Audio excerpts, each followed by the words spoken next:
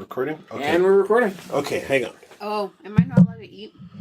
No, who cares? Because I really want to munch and stuff. We're so gonna get copyright strikes. Shut up. But it's so cute. It's the 100th episode. We need something special. For once. You show Zelda 2? It's a good game. Just get error info. Carlos is error. Alright.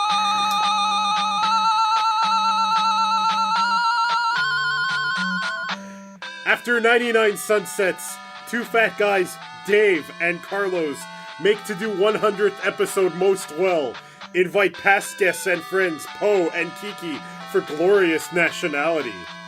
To make good the 100, Dave and Carlos employ tactics to make what in two fat guys? Indeed, quest for power is begin the starting, furious love live on moistly. Two fat guys talk, episode 100, The Adventure's Fate. Wow. Moistly. I'm surprised. Greetings and salutations, folks, to episode 100! Yeah! Yay! Two fat guys talk! Introductions are in order. I am one of the two fat guys, Carlos. Hello. My co-host, Dave, who apparently doesn't want this to happen. And friends of the show and guests of the show who have not been on it forever, Kiki and Poe. It's good to be here. Mm-hmm. How y'all doing? All right. I apologize in advance that I couldn't come up with the sequel to the Babar story, but it's okay. We know that it will happen one day, and we will give it a vehicle at some point. the only thing I can give you this is that I was thinking about it, but I had a rough thing in my head, but I couldn't. All I had was like the ending too. It's just like something crossing the ocean. They had to, we had to defeat Duke Dagger's Mastodon and his hyper-competent sidekick, Knives Million. But justice demanded it. We had to cross the ocean to foil the eco-terrorists that were polluting the waters. We had to stop the Smoggies. I had a feeling it was going to be the Wow. fucking Smoggies. Okay, work on that. Workshop it. And we'll definitely feature it maybe in the middle of an anime rave. I definitely am game for putting it... In the middle of just... Hey, Poe actually... This is a bit of a spoiler, but Poe recorded a little Symphogear nugget for us that I think I had you listening on. Yep. We're going to put that in our next Symphogear anime rave. It's hilarious, and it implies that the noise are that Cobra, G.I. Joe's Cobra, is directly responsible for the noise. It's quite fun. Folks, I wanted to do something special for episode 100 because fucking it's episode 100. And we started this podcast like 5-6 years ago, and somehow we're only hitting episode 100 now. Somehow. Well, we wanted to do something special for episode 100, and by that I mean we do episode 100. Yes, we're not sure if we're going to continue past this episode. We're not sure if Two Fat Guys Talk, the podcast, really has a home anymore. Ooh. We don't know if we want to do a different kind of podcast. I have some ideas, but I don't know if they're vehicles Dave wants to be in on or if I just do them on my own and occasionally have him as a guest. One involves crossovers, but we can talk about that during voicemails. I originally had a list of topics, but honestly, we have enough voicemails that'll give us stuff to talk about that I think we should just get to them. I think we could. I think it's just like that one episode where it was nothing but voicemails. It's just we talk about nothing or whatever, then voicemail, and then you get voicemail. Oh, so what you want then is for us to be able to say at any point, just yell voicemail, and then we have to stop what we're doing and answer voicemail that moment. Well, it worked last time. Voicemail. It didn't work. We were all very angry at each other. Yeah, last time we actually had a set of topics that we were going to talk about, and then it became mostly voicemail. You know what? Let's just start with a voicemail, and then maybe after we're done, we still have stuff to talk about. Sorry? But the voicemail episode was the one where we came up with all that fun, hilarious shit. It's fine, and we might again. Let's listen to the earliest voicemail in the list. This is from Star Slayer. We received it actually 2 weeks ago. It was shortly after we answered one of his voicemails on our anime rave. Hello Carlos, hello Dave, it's Starslayer again. Since you play a lot of video games on both consoles and PC, I was wondering, how do you prefer to play 3D action games? With a gamepad or with keyboard and mouse? And when I say 3D action games, I mean both ego shooters and third-person perspective games. Was there any one game that you played with both keyboard and mouse and gamepad? How did it change your experience? Personally, I haven't played much with the gamepad. I switched to exclusively playing with keyboard and mouse when Ocarina of Time made me a pure PC gamer. So when I tried to play Dark Souls a few years ago, I was pretty fucked because the PC version didn't implement mouse and keyboard really well at all. So I was forced to play with gamepad. And with basically no experience in the genre, yeah, as I said, I was fucked. So, which one do you prefer? What's your opinion? Bye. Thank you for the voicemail, Starslayer. Here to offer his answer first is Dave. So, you do realize with Dark Souls that the very definition of that game is you be fucked. Yes, I hear you as far as the controls in that game. That game I did play on a pad, but as far as 3D adventure games between shooters and third-person games, I mean, I navigate back and forth based on the system, really. I mean, Gears of War I'll play on a pad, whereas its PC version I still played on a pad because at that point the controls didn't feel right playing on a keyboard and mouse. I didn't get any more accuracy. Yet Destiny to Destiny 2, I went from PlayStation 4 to PC, and it just feels so much better on keyboard and mouse. So, like, I would play every single one of these games on keyboard and mouse if I was able to. My general rule is if it's an FPS, if it's first-person shooter, keyboard mouse preferred, but I can use a gamepad. And if it's a third-person action game, like a Gears of War, or even something like a Platinum beat-em-up like Metal Gear Rising Revengeance, gamepad all the way. I can't play those on keyboard and mouse, really. I've tried. I don't really jive with it. That's just my general rule. Obviously, games are different. There are going to be some exceptions to that. Like, I think the way they implement controls can definitely tarnish or make each different control scheme better or worse. For example, Fallout 3, when it first came to consoles. I had the Xbox 360 version, and obviously you can't play keyboard and mouse on that. But the way I played the game was directly proportional to how the controls work, because I relied on the VATS system heavily on my console version. For people who don't know, that's the system where you slow down time and then can aim at like body parts. Like slow down time, sharpshoot at their left testicle. However, when I played on PC, I never used VATS because I didn't have to. It was my aim with the mouse and keyboard was so much superior. Yeah, there are going to be some exceptions. Like Halo, I would find weird playing Halo games on a keyboard. It was. It's weird. I need to just... That's a console game for me, despite it being FPS. What about you two? The gamepad for beat 'em up, for action games. Yeah. I try to play controller on everything just because I like controllers, and for me and my small hands, it is quite difficult to try to reach some keys. So I try to play as many games as I possibly can on a controller. I think we can all agree, though, that Dark Souls just sucks. No, the Dark Souls games are great. I don't know what you're talking about. I find them entertaining. I probably would never play them myself. It's entertaining to watch? Yes. I find them frustrating. I don't mind the difficulty. I don't mind the fact that you have to be on your guard. Where the Dark Souls games went south for me is the moment that they allowed players to jump into your world. So you could be 95% through a level and doing great. A red guy pops up and fucks up your day. Oh, they introduced PvP to Dark Souls. Yeah. A kind of PvP. Well, that's why whenever you see someone invaded your world, you just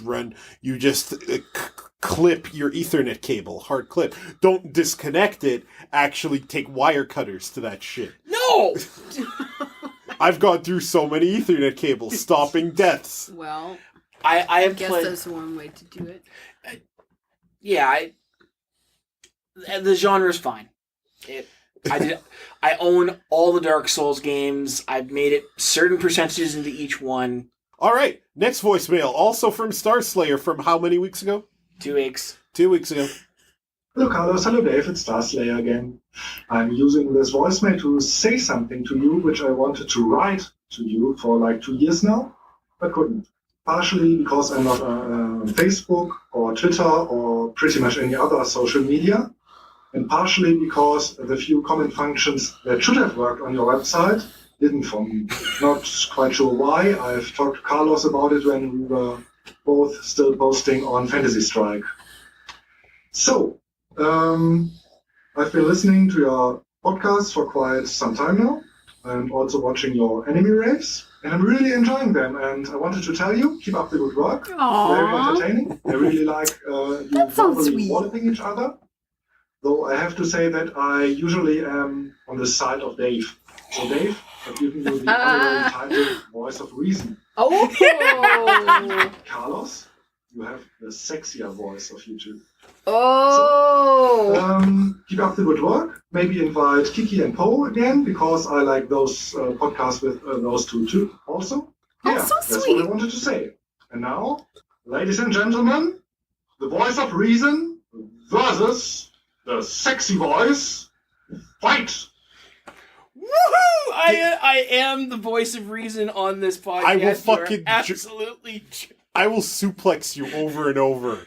I will say motherfucker. though that Carlos does have a pretty sexy voice. It's extremely sexy. It's too soothing, though. It's very But- soothing. yeah, soothing. definitely the voice of reason on this show. Let's talk about that in a moment. I have talked to Starslayer about why he can't comment. I talked to him recently via YouTube comments because that was the only way I could really reach him. Basically, to comment on our site, since we're using Blogger, you need like a Google Plus account, which he doesn't have, and rightfully doesn't want to make.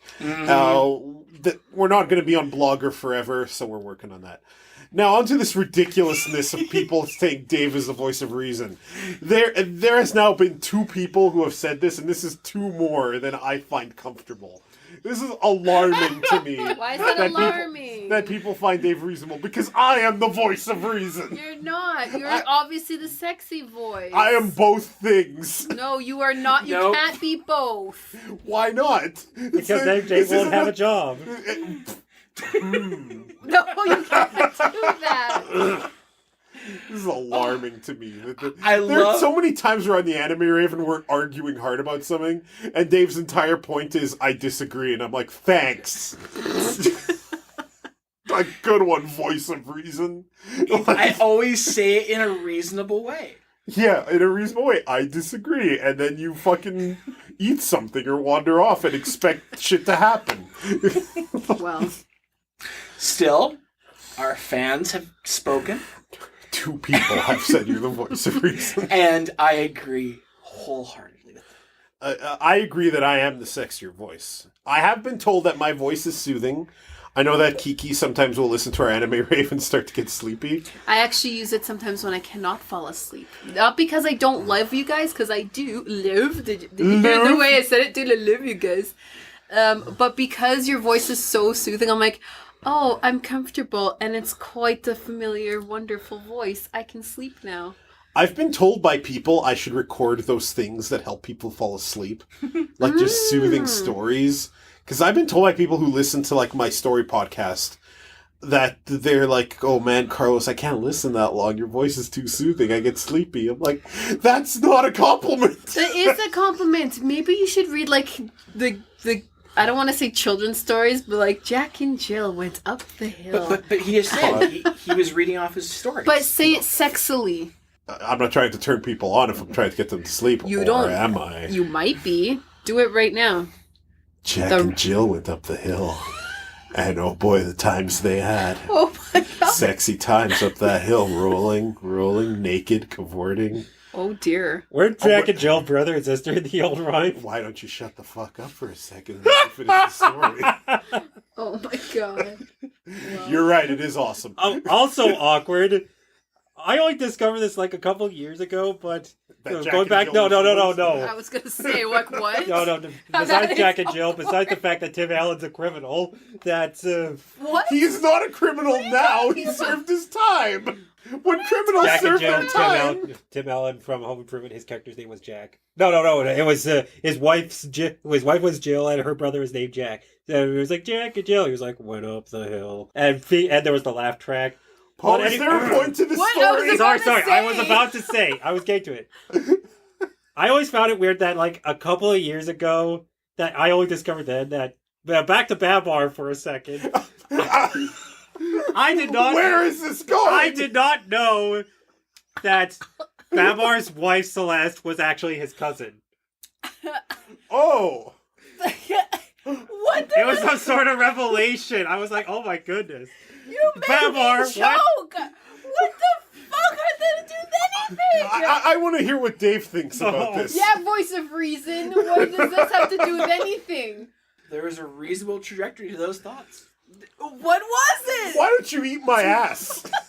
Babar, why did you marry your cousin? Because she's so darn attractive. Why do you do this when I'm trying to drink something? I didn't know you were drinking. No. I feel like I should be drinking. I feel like Yes, you got shots. Thank God. I feel like the hundreds of people who only know us through our Yuki Yuna analysis are wondering what the fuck is happening right Oh now. my goodness. I'm sure they want you to lambast the Steins Gate some more. David, Fuck you that may show. need those to Or- survive the rest of this podcast. We've been doing this for, 5 minutes? Like, More like 25. has it really been? 20. Oh Neat. my goodness. All right.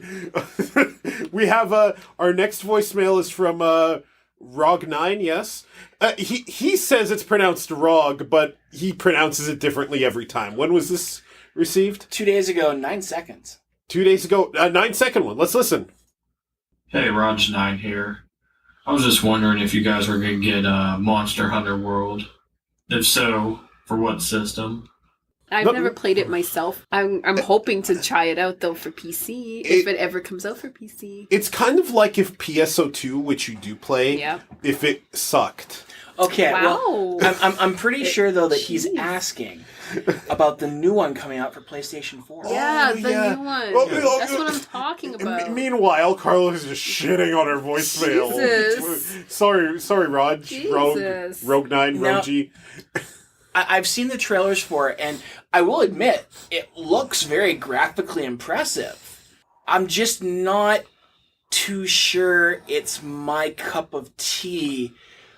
I've tried playing a couple of the Monster Hunter games, and other than having a very advanced start, like they really don't handhold you at all. And on a game series that really does need a bunch of hand holding, because I mean, you make all your stuff. They hand you a level 1 something, and say go to it. And all your gear, all your weapons, everything else come from killing monsters and turning stuff into your armor and your weapons. It's a great idea. I love crafting systems. What I don't like is having to spend 25 minutes hunting down a fucking dinosaur that then one-shots me because I didn't do something specifically right. And it has a very big multiplayer boss-only kind of thing. You can find the boss out in the world, but if you come there alone, go home in a body bag. I think if a game expects me to hunt down a Tyrannosaurus Rex, it needs to give me more than a loincloth that just barely covers my cock and a mace that's literally a rat and I'm holding its tail. I've heard about the epic abilities of the rat flail. If it sprays rats, I'm not hunting that Tyrannosaurus. I have a priceless treasure right here. Well, what if it shoots bees or some shit? Priceless You treasure. don't know that. Plague +1. I think I'll get more money for my mystical bee shooting rat than I will for any Tyrannosaurus. I don't So- know about that. Probably not getting it. The PS4 version does look nice and probably will increase the series sales here in North America, but it is losing one very big positive. It's always been on portables up till now. There have been entries that haven't been portable, but it is a big portable We seller. do not speak of the GameCube version. There's a GameCube version? Why don't we speak of it? What happened to the GameCube version? Did it hurt you? Did it touch you? It hurt everybody. Did it touch you in ways that It wasn't the Wii version. Doesn't matter. It sucked. Oh my god, it did touch him. Oh no, Dave. I'm so sorry I joked about a game inappropriately touching you. It's a game for a certain type of person, and it's just not for me. Yeah, I agree with that sentiment. There's, if you like, my comment earlier was kind of unfair, where it's just PSO, but it sucks. It's a certain kind of. There's an audience for it. See, and this is why David's the voice of reason. You just flat out fucking said that was just stupid. Is the That's not rest very of nice. is the rest of this podcast going to be proof that I'm not reasonable? Oh, go to the Well, was that not like that couldn't have happened at a better time? Literally, the moment we were done that fucking thing. I'm here shouting, I'm the voice of reason. What do you think of Monster Hunter? Fuck everything! That's exactly it. I was thinking about it. It's like the Monster Hunter World. At the end of the trailer, it showed a little special 8-bit Mega Man armor you could get for your little cat follower. Yeah. In the Mega Man Sonic second crossover, Is this the leading final... back to Babar? No, this doesn't lead back to Babar. I thought Anyway, it was. the Mega Man Sonic second crossover. The final boss was Sigma. Yeah. Everyone tries to kill Sigma, but Sigma, empowered with God energy, the first thing he does, he beats the shit out of a Monster World monster, the Gormagala. Then after he no-sells Amaterasu's abilities. And I won't be surprised if at some point Sigma somehow becomes like a holiday or DLC boss. That would be an interesting fight. It does sound like something stupid Capcom would do. It would be kind of interesting if it turns out Sigma was the ultimate Monster Hunter villain. Because, I mean... He is a monster. Kind of fits Sigma, right? Ultimately, with last thing I'll say about Monster Hunter World is that this is kind of their Capcom's Hail Mary to try and get Monster Hunter known in North America. I don't know how well it's going to do, just because the game is not... They better not release a demo ahead of time. Let's just say that, because if they do, their sales will plummet. Maybe. There's certainly an audience of obsessive gamers that would love that kind of game. Unfortunately, at least over here, and definitely in certain Asian countries, these are mobile games kind of scope domination. Mm-hmm. But I've even done freelance writing work recently for that audience, right? So, it'd be neat to see. I want Capcom to succeed enough to at least release Mega Man 11, which I'm so happy is happening. Mega Man 11, and I'm kind of hoping that we see a new Breath of Fire that's not a mobile game. I remember when I asked you about what you thought of the Mega Man 11 trailer, and you said it looks really early, but it's still better than Mighty Number 9. And I'm like, absolutely. I mean, Oh my god. I was actually legitimately afraid in the first, 10 seconds. Like, you motherfuckers are going to release another 8-bit sprite hack job and try and sell it for full money, aren't you? And then all of a sudden it goes to the 3D, more modern perspective. I'm like, oh, thank God. I think there even people who Trolled me. even people who liked the retro throwback that 9 and 10 were didn't want that again. Even people who liked that, hell, I kind of liked it, and I did not want another one of those. So. Okay, wait, let's back this up for 3 seconds. You said the next Breath of Fire to not be a mobile? That's where all the fucking Breath of Fire games are going? Yeah, Breath of Fire 6 is a mobile game. Why? It has the shittiest graphics and the sluttiest Nina. I'll find the I want to see. I'll find the picture Because I recently talked with Rowan about this on one of his posts on Facebook. We're talking about Breath of Fire games and games you like to come back and everything else, and people are like, yeah, what game would you want to forget in this series? I'm like, 4. Breath of Fire 4 sucked. It was more of Capcom's freaking time-constrained systems they love to push on things. And then people are like, yeah, but Breath of Fire 5 was awesome. I'm like, 5? Question mark? Oh yeah, Dragon Core. That was 4. This is 6. No, Dragon.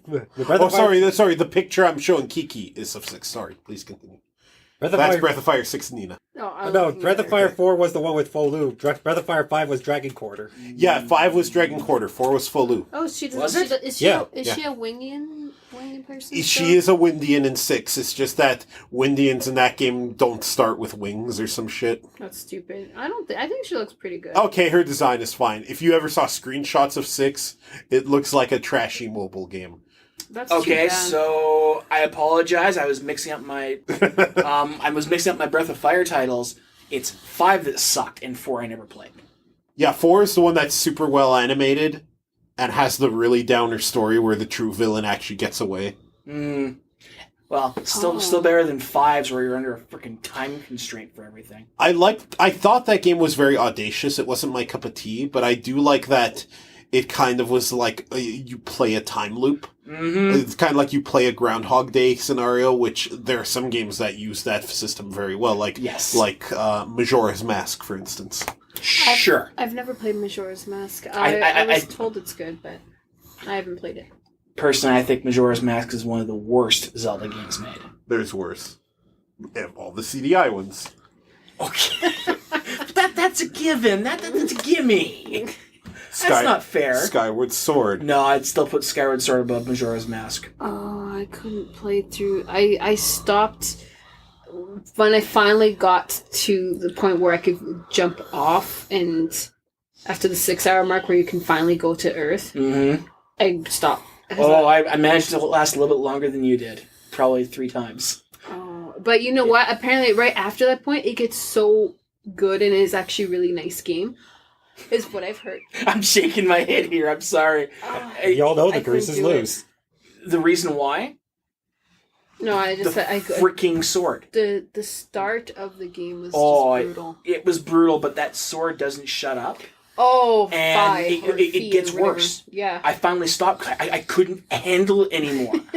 Give me fucking the fairy back on my shoulder. Hey, listen!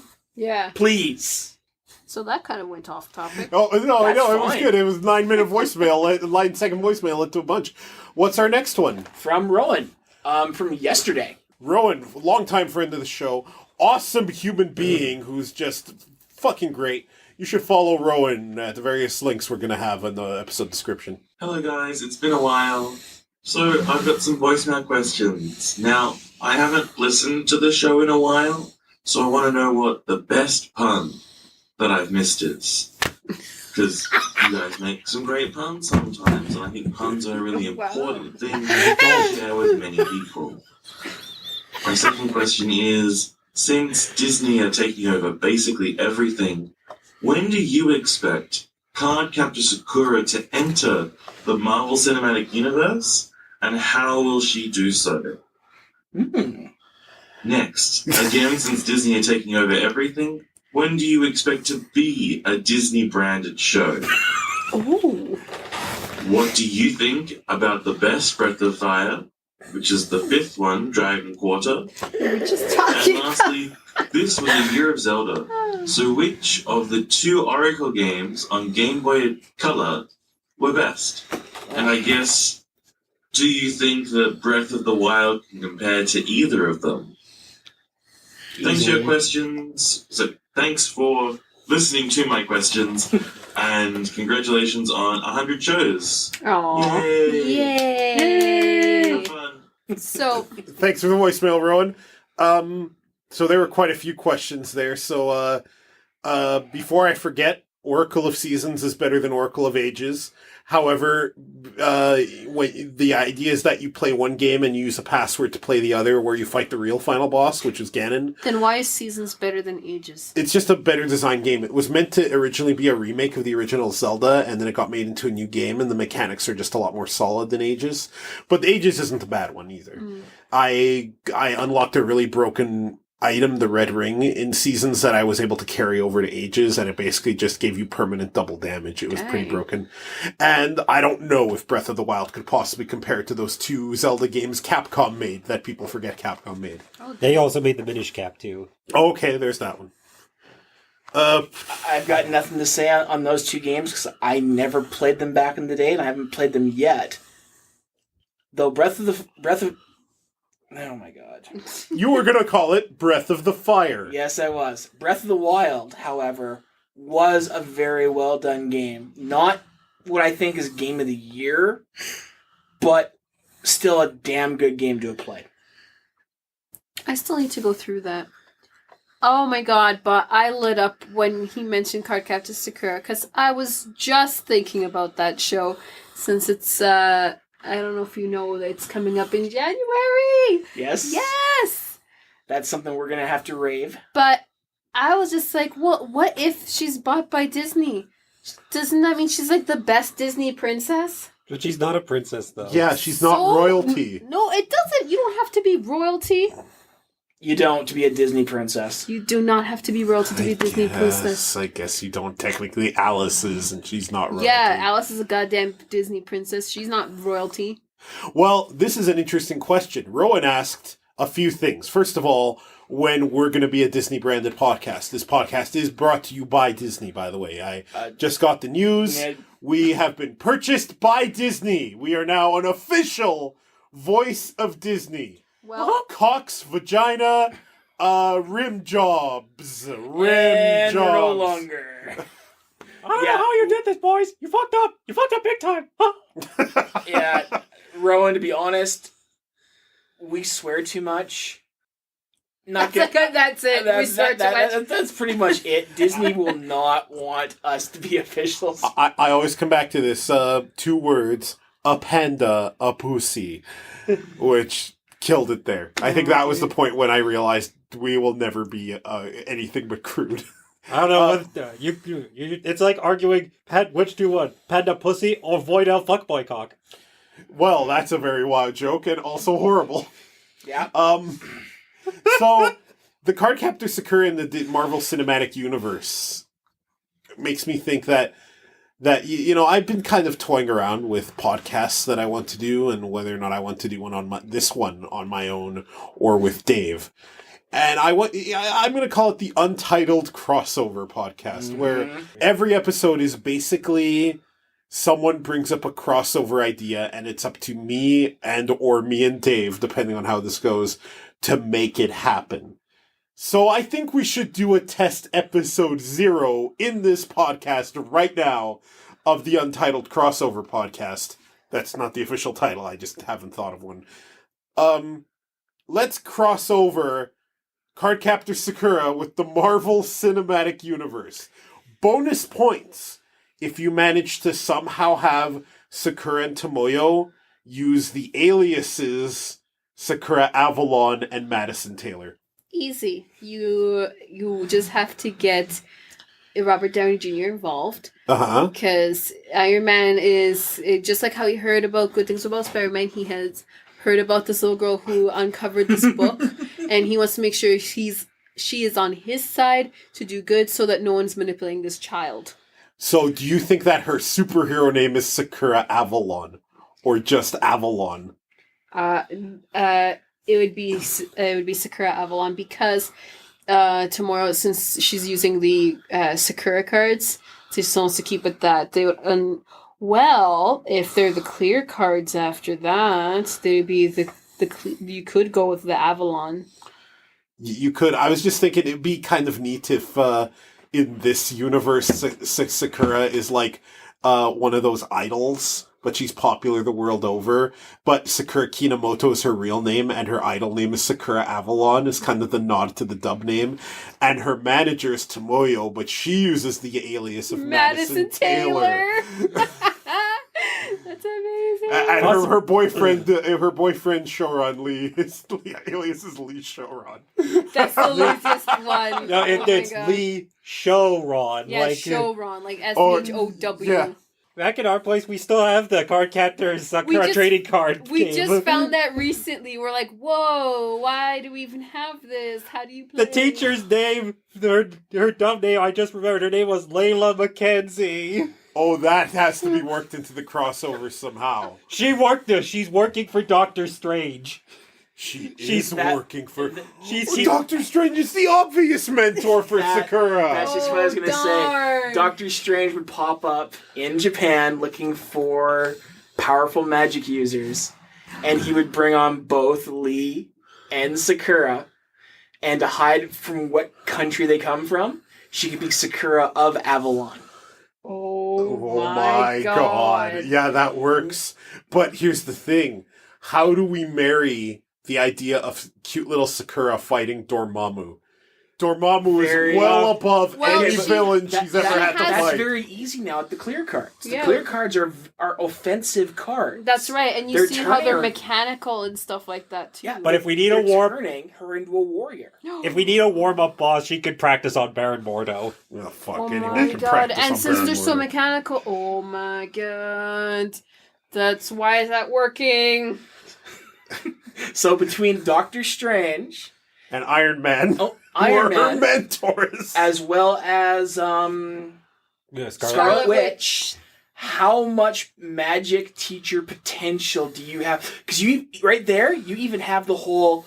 If she gets pissed off with Stark and his group, she can go and learn under the Scarlet Witch under Cap's team.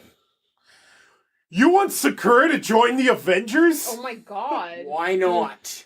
I'm okay with this. The problem is, again, This would Sakura has never had to face real Okay, evil before. But this would be around Gen 3. We're in Gen 1 right now.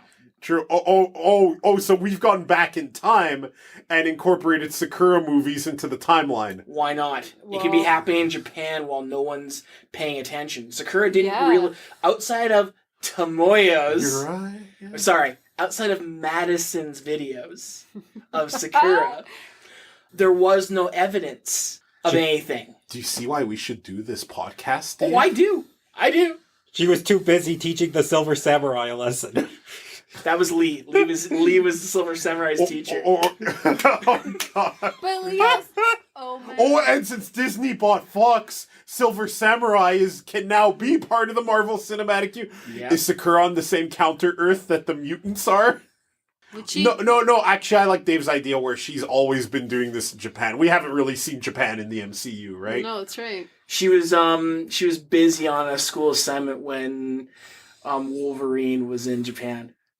So, what secret history does Howard Stark have with Clow Reed?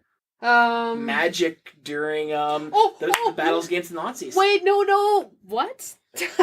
Howard Stark, Clow Reed, and the Dimension Witch from Triple X Holic. No, wait. Oh God, let's not import them, please.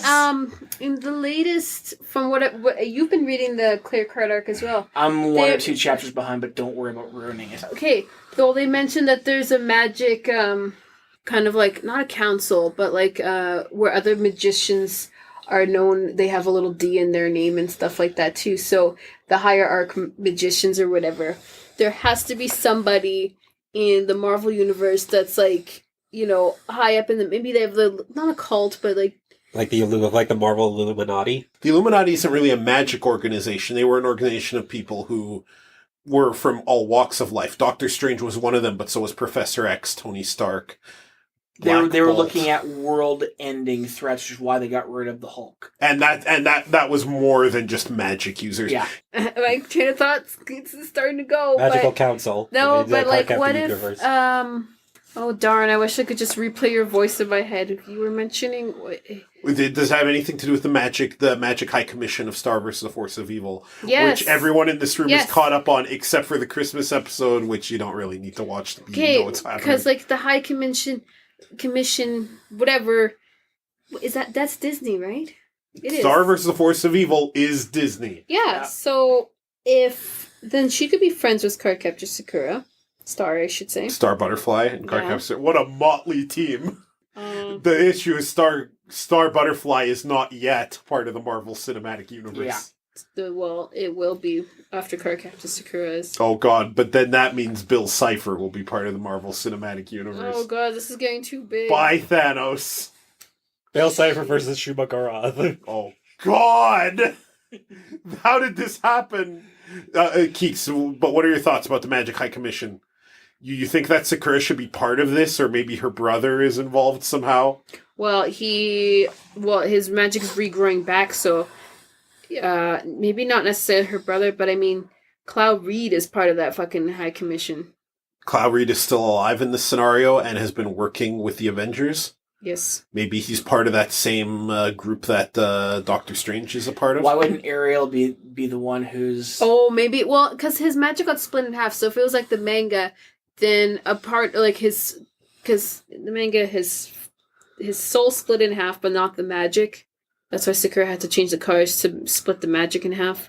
This is a fun scenario because I can just envision a time when on a rooftop somewhere Ariel is having a conversation with fucking Spider-Man.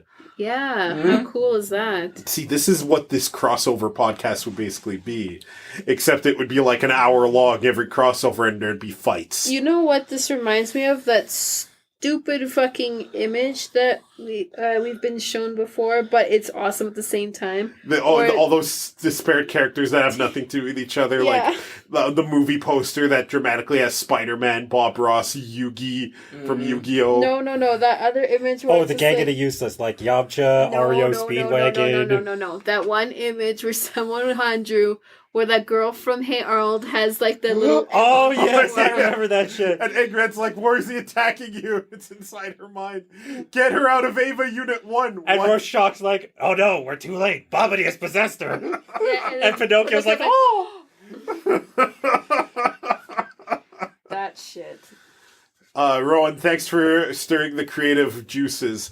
As far as puns, I can't really tell you the best one, Rowan, but I can guarantee the puns will continue in all my future podcasts. Really? This is on the outrage! Oh, God. He can't tell you one because puns are the worst form of humor. It is just proven. It's objectively true. See? Not reasonable. Fuck you. Okay, cut the attitude, you two. We gotta go to the next voicemail. Yeah, what's our next voicemail? Who's it by? Star Slayer from yesterday. Okay, another Star Slayer vehicle. Hello, Carlos. Hello, Dave. And also hello, Kiki, and hello, Poe, if you're there. So you talk a lot about video games, but I was wondering, do you play board games too? Or maybe pen and paper role-playing games? Personally, I play almost as much board games as I play video games. And I've actually met Carlos thanks to a board game, Puzzle Strike from Solin Games, which caused me to check out the website, the forums, where I met Carlos. It's a board game. That was it? So, back to the question. Are there any board games that you really like, that you play a lot? Yeah, and that's it. Have a nice day. That's a fun question. And hi, that was so sweet. Yay. I think the one we've all played the most recently is Betrayal on House on the Hill, which we play almost every time we get together with some friends of ours for a board game night.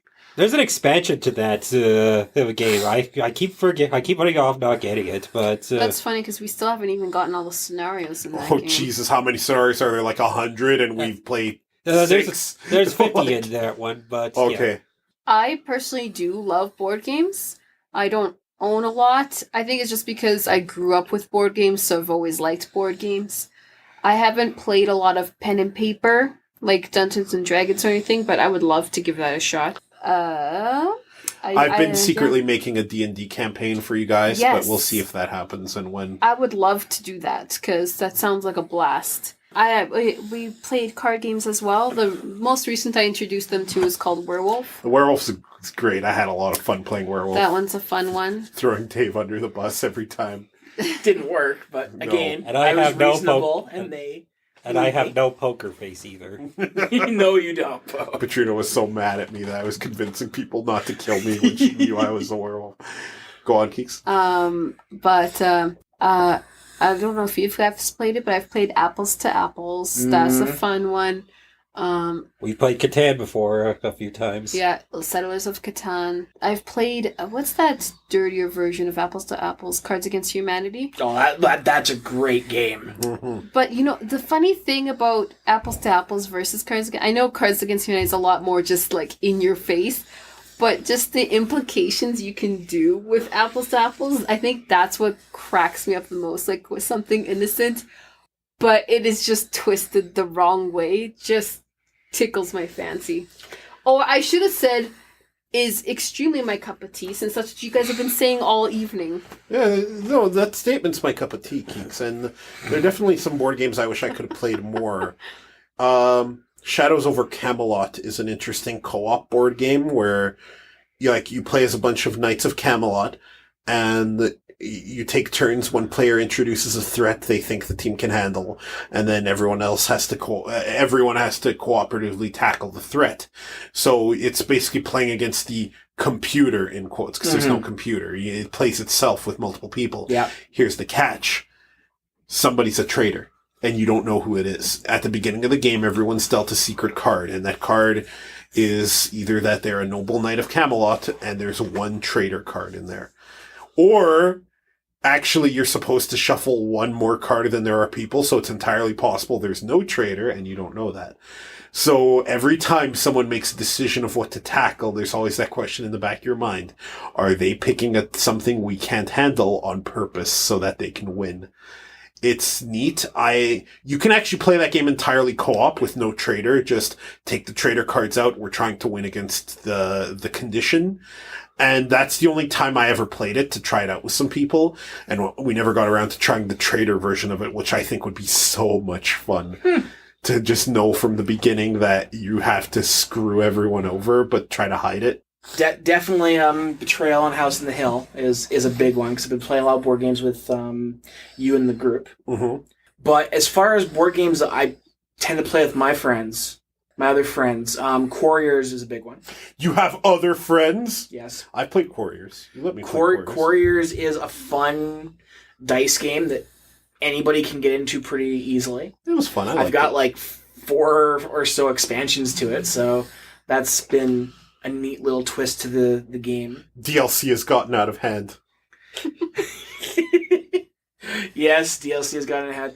I stay away from games like Risk, Monopoly, what I call the Parker Brothers fight games. The games people don't play right, and when they do play right, you lose friendships. The last time I played Monopoly, I won't say who it was, but it was a couple years ago. I was so frustrated because the moment you open a new box of Monopoly, there is a little paper right there that says, these are house rules people play that are not, in caps, not official rules. And people still play them, and it drives me insane. It makes the game worse. Monopoly should take 1 hour. 1 hour. You follow the garbage house rules, the game takes 3+ hours, and nobody ever wants to finish it. No one ever. It's not more fun. It's not more. It's worse. It's worse. I want to throw something. I think we can all agree the best board game is the Game of Life. My only issue with the Game of Life, but it's fun. The Game of Life's a little too real for me. It's a little too. You lost your job. Oh. No, Yeah. but no, nothing beats when you're like, oh, I'm a musician and I only make 10 grand. Oh, never mind. I swap with your salary. You can't swap salaries. It's like, where's the condom card so I can stop having children? The best was, I think, one time we were playing it as kids, and you just kept getting you kept landing on all kids' spaces, and your car ran out of kids, so you piled them on top of each other. Yeah, And then as is safe to do. And then you landed on that one where you had to pay for each kid's education or some shit. Yeah, the Game of Life was a fun game as a kid. Yeah. One type of board game I miss, only because I haven't been able to play it in a very long time, is a video board game. You mean like Nightmare, Oh my God. Atmosphere. Atmosphere is a lot of fun. The I Star remember. Trek board game. we played Atmosphere, right? Yeah, Yeah, I remember. did. Yeah. If I ever find a DVD version of any of those games, We I have am to. picking it up. Yeah. Haven't people made YouTube videos where they shuffle it and randomize it too? I think Because that would add a lot of life to it. That would be so cool. I Do you also remember the Gargoyles VHS board game. That was not a bad board game. The one that came with the Gargoyles VHS. You know, that Atmosphere game, I still remember that one time when it said, how are you doing, or something, and I Like, how are actually you? responded, and I was like, well, I'm not... Shut up! Yeah, it did that. I the was like, gatekeeper. Yeah. why did it do that? Thank me, maggot. If you didn't thank me, you lose a turn. Yep. Oh my god, that was... I hope if you can find that and it does randomize, let's do that. Well, we have the board. I think I Do you still have my old versions? I think I might have your Atmosphere in my place somewhere. Wow. I don't know. Don't confirm it. Don't go hunting it down. It might not be there. I'll look though. If you can find it. Yeah. Yeah. Okay. Our next voicemail is from Chris Weston. Yeah, Chris Weston. Shout outs to Chris. I used to do little mini podcasts with him called Flashcasts that I would like to do again at some point. My favorite one is where we talked about Crash Bandicoot's jorts. Hey fellas, Chris here on a webcam microphone, which is honestly killing me inside. 100 episodes, damn, that's been a long time. I remember when this first started off on a 2-3 hour long spiel where you two were discussing every video game controller that's been made. That was the first episode. And the Xbox One. That's Actually, cute. it was something I was listening to when I was trying to figure out a controller for my PC. Ended up sticking with a Steam controller just because that thing's cool. You know, it's not like anything else. It's also not like anything else. Anyways, glad to see the copyright strikes haven't stopped you guys. The anime rave's been going strong. Even the Let's Plays now. Hope more people tune in. Support you all on Patreon. I don't know what else to say. I just want to talk about Steam Machines. You remember Steam Machines? I think the Ouya was more successful than the goddamn Steam Machine was. Or however this Atari box that's coming out. Anyways, I'm going to leave it at that because I am hitting my max time. But good luck in the future, and I'll keep spreading the word. Later. Chris Weston is a great author. You should go read his books. His latest one, Frost, in his Wildstar series, is a fantastic read. And I'm not just saying that because I beta read a bunch of his books and give him suggestions and stuff. You should go buy them now. How come all of you guys' fans are such sweetie boos? I don't know. We're jerks. You guys are spoiled by your sweetie boo fans. I'm gonna start munching on shit. No, go for it. Like, the last 20 episodes of the podcast have basically been a downer of us complaining about shit. We somehow still have the nicest people who listen to us. I feel like we don't deserve them. You don't. We really don't. You know, I'd actually that was a long time ago that we talked about all the different controller types. That was our very first episode. And wow, that was 5 or 6 years ago Jesus. now. Damn. Controllers have not gotten much better. I love the idea of the Steam controller. Oh. I put my hands on one. It's a little flimsy feeling. And the trackpad could use some work. I do think a trackpad could potentially... A properly made controller like that could potentially let you play FPSs as good as a keyboard and mouse in theory. I don't think the Steam controller as is right now realizes that, but it could. As for Steam machines, yeah, where the fuck are they?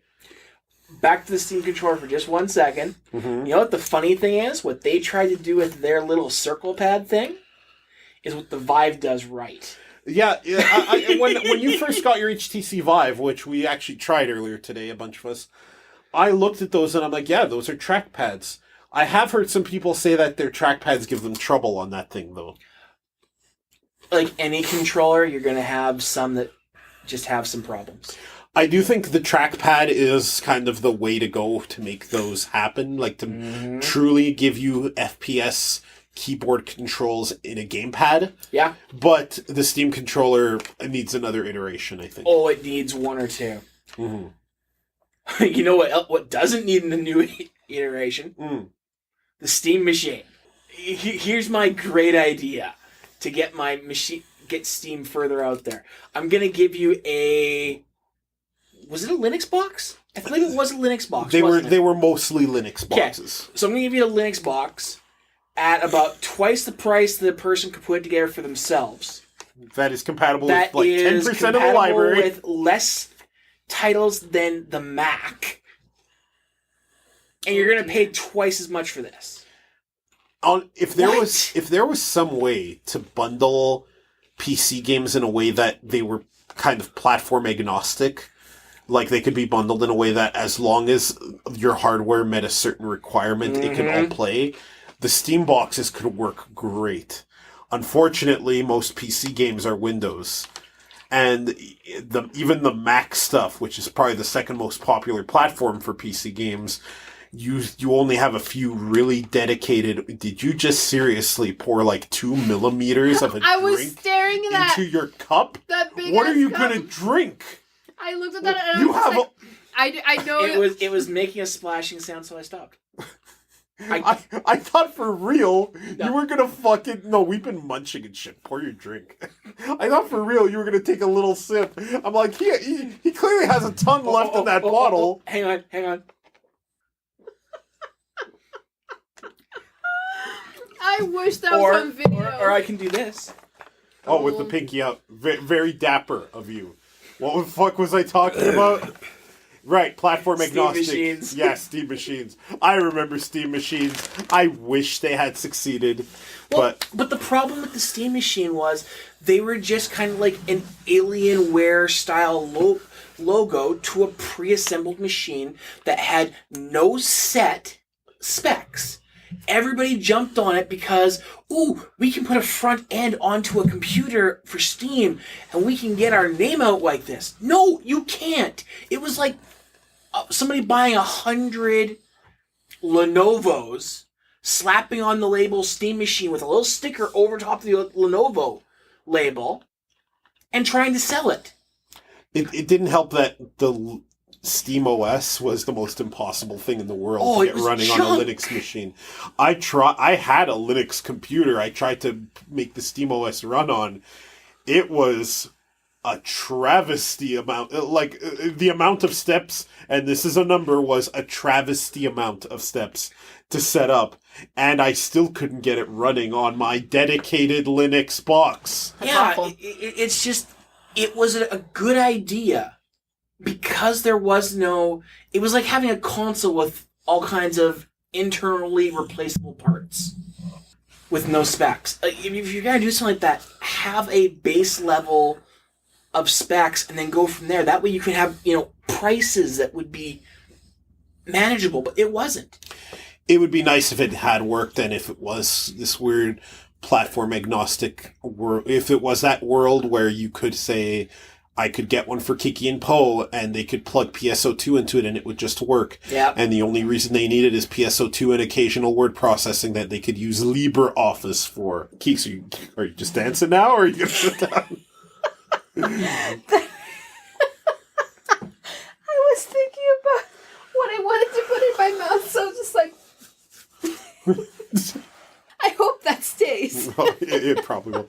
All right, we have one more voicemail that we got. So in conclusion, there is until we get a dedicated Steam box, we have to stick with the original Steam box called a PC. Yes, or a game console. So we have one more voicemail we got actually just before we started here. So who's it from, Dave? Not Rowan. Not Rowan has sent us a voicemail. I have one question I forgot to ask. How do you all stay so devilishly handsome? That's it. Thanks. Oh. These are all He called me handsome. He did. Wow. They're all my podcasters. They're all so strong and handsome. Look at that one. He's got the buttocks of an ox. I do have ox buttocks. Buttocks. Oh, who am I, Dave? What am I doing? Well, sexy voice, how do you look so devilishly handsome? I'm Portuguese, of course. Have you ever known an ugly Portuguese person? Yes. Don't answer that. Yes. Okay, well, I'm the exception then. No, you're not. What You're the? an ugly Portuguese person, I know. Yes, and I'm beautiful. What are you talking about? Well, what about our other friend? He's Portuguese. Our other friend? Yes. Oh, me? No. Oh, the person we play board games with? Yes. Yeah, he's really handsome. I've told him before if he ever needed like a scrotum rub, I'd be right there. I've told his wife that. She's like, okay. Yeah, didn't he tell you that if anything happens to him, you have to take his place? That I have to marry his wife and take care of his family? And she said, no, you don't have to do that. And I said, yeah, that's right, I don't. And he said, don't worry, you don't have to sleep with her, you just have to stay downstairs. Oh, so you're telling me I get no benefit from this at all? Because if that ever happened, then it won't. Like, I'd like some sex. Oh my god, this one. Okay, David, how did you stay so ruggedly handsome? Yeah, Dave, what's your secret? Being myself. Wow. Puns. Oh. Lots and lots of puns. So you're a vampire that sucks the life force out of everyone around you then. Hardly. His- I give joy and reason to everybody. Jeez, I fucking hate you so much. So him doing his puns is what gives him his youthful look. Yeah, because what it is he makes puns, everyone else around him dies a little inside, and he absorbs that like a singularity of pain. What about It's you? the joy I give to others that gives me my youthfulness. Yeah, How joy. do you stay so ruggedly handsome? Push-ups, sit-ups, and plenty of juice. That's Not you, him. That's a Team 4-star joke. I'm sorry. Oh. I don't know. I think he absorbs the sun like he did that one day. It We could be. caught him outside in his underwear, absorbing the sun. Is that a story you care to share, Poe? Yeah, it was a few years ago when I went to... No, I said, yeah, actually, it was a few years ago. Oh, yeah, that's right. The person you visited has been a guest on this show, Richie. Yeah, so then we went a little south in Jersey to see... Kiki's friend. We were all crashing at his place. There was like 7 or so people crashing at his place. I remember, like, it was near the morning. I just wanted to stretch, so I stepped out onto the veranda. And I was, like, stretching, and it was sunny out. And then, I don't know who said it, but someone was like, oh, this fucking guy, here's the sun god. Just outside absorbing the sun.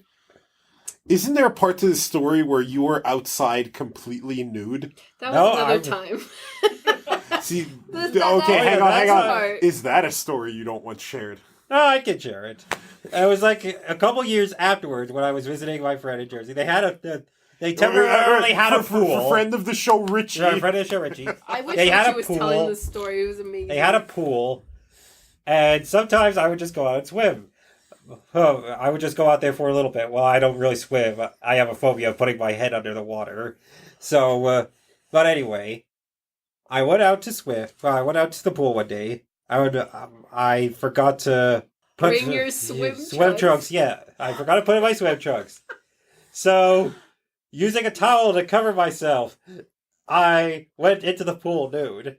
And then I stepped out a few hours. When I was finished, I definitely grabbed the towel and tried to cover myself up. There was a brief window where my hairy ass was briefly exposed. Thankfully, there was a fence and no one was watching. Real life is not an anime. You can't do this. No, but on the top. It's not a hot spring. You But- can't be naked in public in America. No, that's not the worst part. You were on the top of the. From what yeah. friend of the show Richard has said, you were on top of the platform. You dipped your toe slowly, and he yelled out, "Poe, you can't be naked!" And you're like, "Huh? What?" And then you just flung yourself into the pool. Public nudity is not what I expected to talk about on the 100th episode of Two Fat Guys Talk. I think this would be mean of me to say, but you know who is also another ruggedly handsome person? Samus Aran, because, oh no, here comes the fanboys getting mad. Samus Aran has always been a transgender woman. Is that right? Yeah, because there was an article that said that on the original files of the creator of Metroid, the original files dictated that Samus's gender she wasn't a cisgender female. She was classified as a new half. Which Just kind of a derogatory Japanese way of saying a transgender person. yes. And it was always like a part of the data, but people were complaining, but wait, that doesn't make sense. What about the other what's that word? Other shit like the manga or the Nintendo Power Comics where they showed Samus's past. It's just basically fanboys getting all bitchy and antsy about it. Yeah, unfortunately, transphobia is still huge. I would love to see Nintendo be progressive and come out and say, yeah, Samus Aran is gender non-binary and she goes by they and their, and if you don't like it, eat our asses.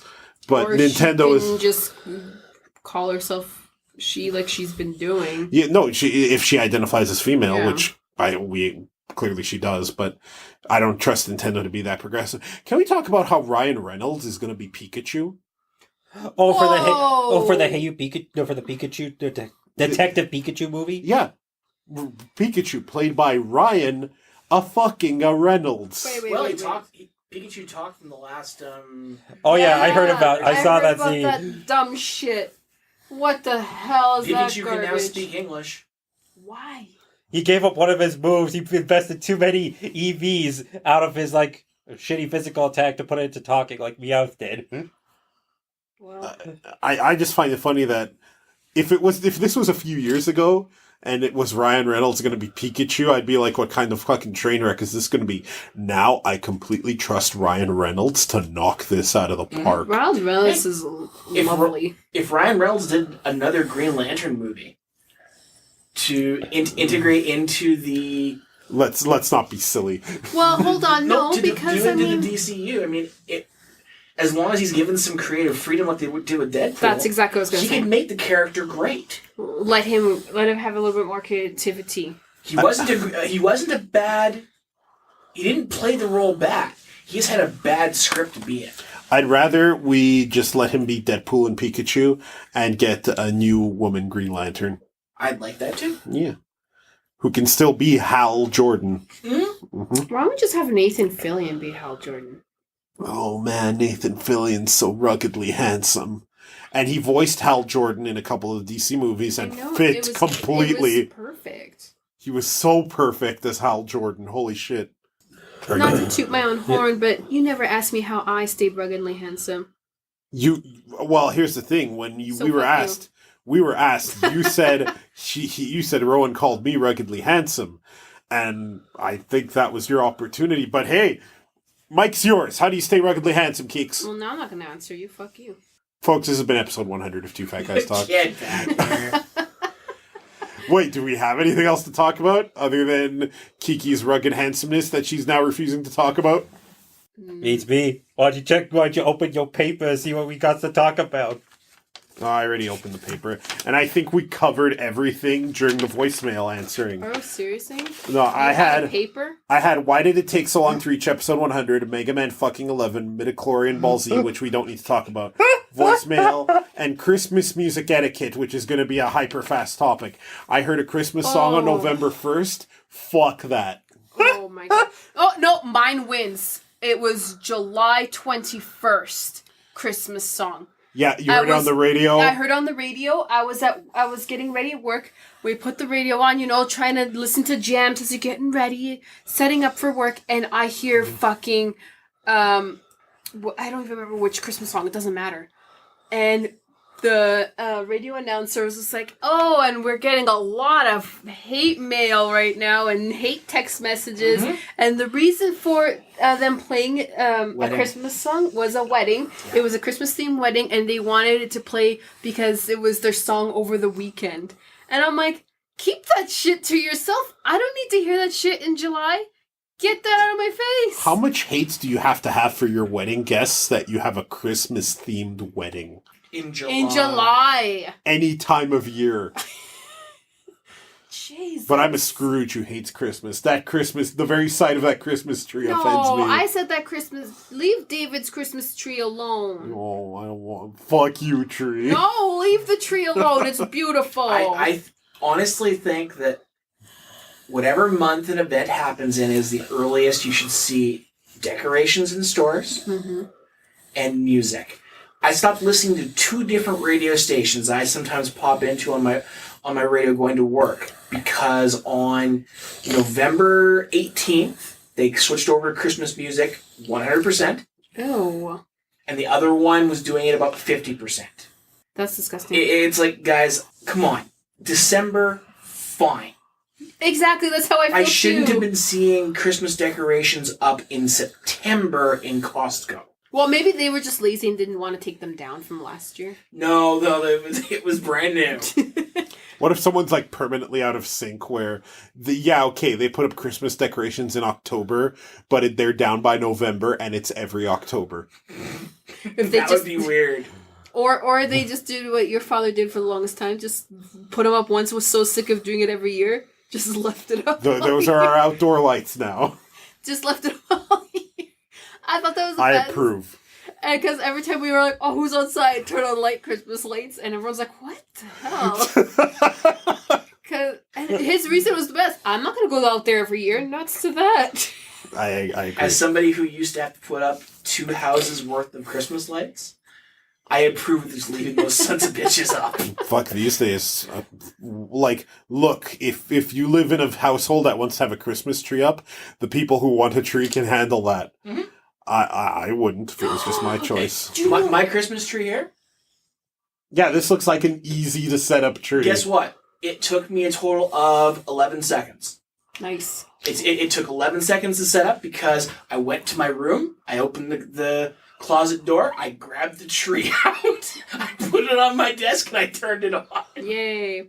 I hadn't taken the lights or anything off from last year. Well, actually, when I had to buy Mama a new tree because our last one fell and broke, I bought one specifically that had lights already installed because I was like, nope, I'm not setting that up again. Not to that. However, speaking of lights, you know what is super cool, and I super approve of people's Christmas lights outside. Those ones that kind of like they're just the projector lights. Oh, those are beautiful and they're easy and they're just like good job. It's fantastic. I would get one, but too many people have those just picked up and stolen. Yeah, that's too bad. That's the only downside to those. So I see a lot of people doing it in their backyards now. In their fenced off backyards, doing it on their back of their house. Yeah, those are cute.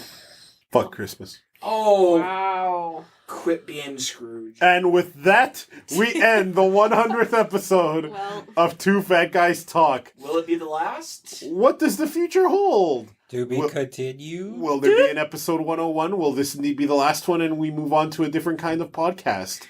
Will we do that and just turn this into a quick rapid-fire half-hour episode where we just talk about one topic real fast and just fire them off? Will we simply start season 2? Oh, we could start season 2. Weird the amount of episodes, 100 episodes for season 1. Yeah, I've seen weirder. It could be like a shonen anime, 300 episodes for one arc, like fucking Bleach. Like fucking Bleach. We are not like Bleach. If you go to our website, twofatguystalk.com, also animerave.xyz, they go to the same place. You can find other episodes of Two Fat Guys Talk, the discontinued podcast. You can also see our other show, which is not going to be discontinued anytime soon, Carlos Name Anime Rave, the best anime review reaction show on the internet. We review things and react to things and sometimes wonder about things. Does anybody else have anything to plug? No, but thank you for inviting me to your possibly last episode. Oh, sweet. Like, that doesn't... I mean, I don't mean to sound morbid. I'm just like, oh... If we do something new, first of all, there are anime raves we want to incorporate you and Poe into now. Not just Digimon, but we were talking about, the new Card Captor arc. I think we want to do that too. But yeah, thanks to Kiki and Poe for coming. Thanks to Dave for setting up his recording studio in a way that isn't freezing cold. Thanks to our voicemail people, Starslayer, Rogue9, Rowan, Chris Weston. Not Rowan, which was just Rowan, for sending us delightful voicemails. Was that all? Were those all the voicemail people? So. Yeah. Folks, thanks so much for listening. Farewell. Talk to you later.